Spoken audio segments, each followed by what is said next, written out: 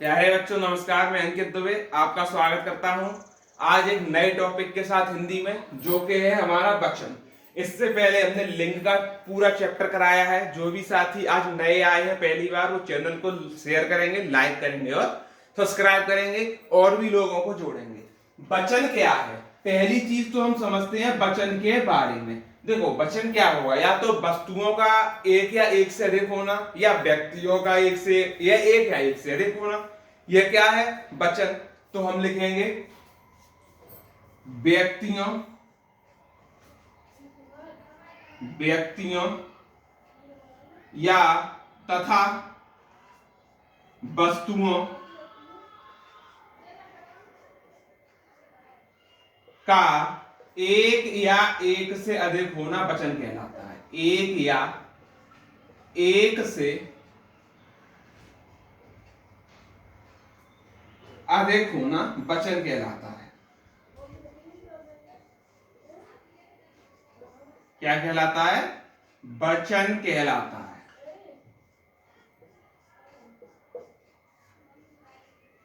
चलो हम वचन समझ गए, वस्तु या व्यक्ति का एक या एक से अधिक होना। वचन के प्रकार की बात करते हैं तो वचन होते हैं दो प्रकार के। याद रखें, संस्कृत में वचन तीन प्रकार के थे, एक वचन, द्विवचन और बहुवचन। लेकिन हिंदी में हम पढ़ते हैं एक वचन और बहुवचन। तो डालेंगे वचन के प्रकार। वचन के प्रकार वचन के प्रकार हम पढ़ेंगे तो पहला पढ़ेंगे एक वचन और दूसरा पढ़ेंगे बहुवचन। क्लियर है? तो अब डाल लेते हैं एक वचन।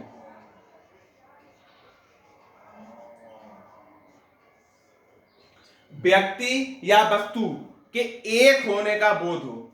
व्यक्ति या वस्तु के एक होने का बोध हो तो क्या कहलाएगा? एक वचन। व्यक्ति या वस्तु के एक होने का बोध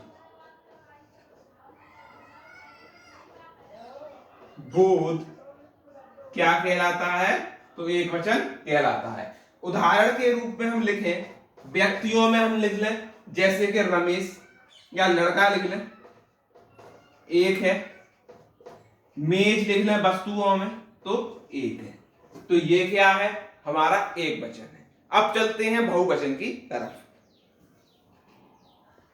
सभी बच्चे हेडिंग डालेंगे बहुवचन। बहुवचन की बात करते हैं। बहुवचन क्या होता है? व्यक्ति या वस्तु के एक से अधिक होने का बोध। तो व्यक्ति या वस्तु के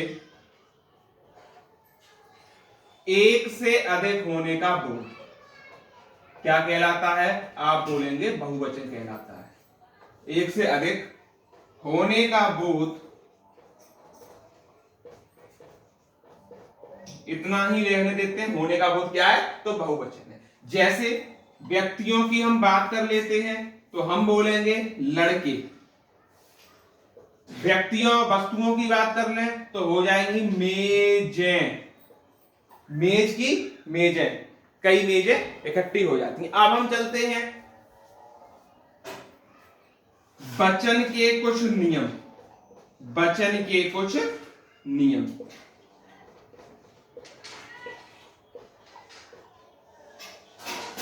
सभी बच्चे हेडिंग डाल लेंगे।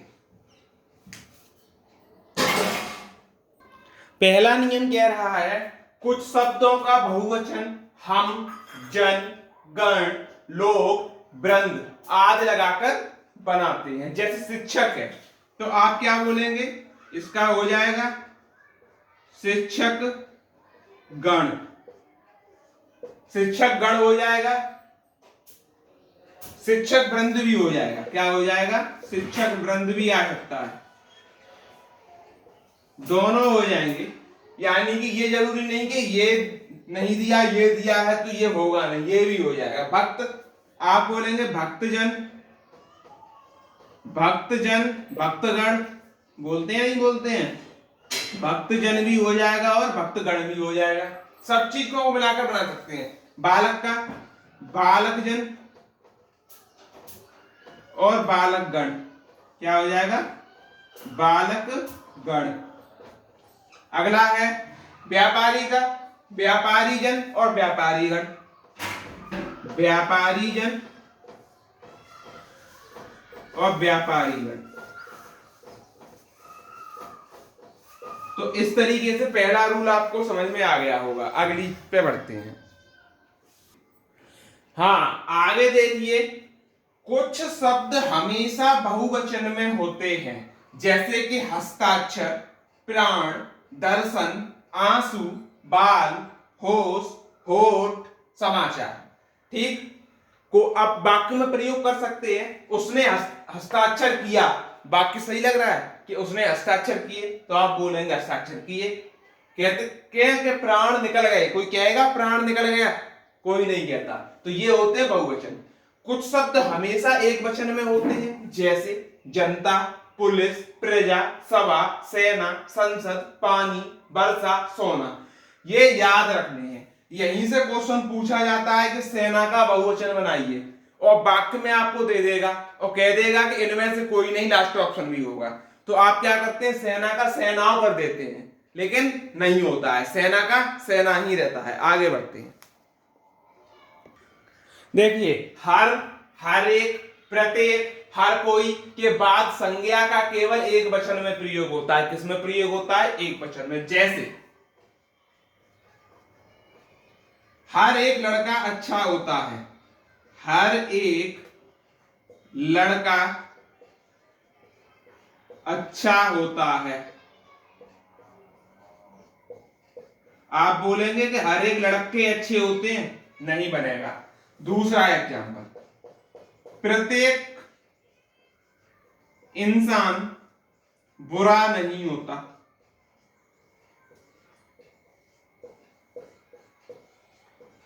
तो ये रहा एक और रूल। एक लास्ट रूल और है, वो भी कर लेते हैं। देखिएगा, आदरणीय लोग एक वचन होते हुए भी उनका बहुवचन प्रयोग करते हैं। जैसे पिताजी आ रहे हैं। कोई कह सकता है कि पिताजी आ रहा है? कोई नहीं बोलेगा। पिताजी है एक वचन, प्रयोग हो रहा है बहुवचन में।